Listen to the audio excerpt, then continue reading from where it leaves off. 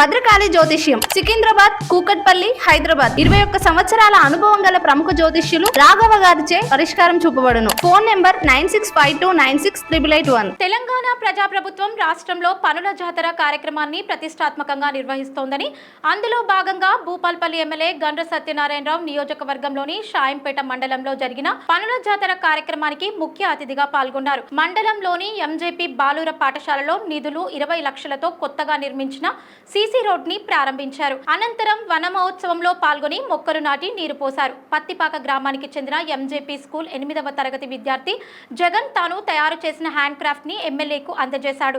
అనంతరం గ్రామ పంచాయతీ ఆవరణలో స్వచ్ఛ భారత్ మిషన్ నిధులు 3 లక్షలతో కమ్యూనిటీ టాయిలెట్స్ నిర్మాణ పనులకు శంకుస్థాపన చేశారు.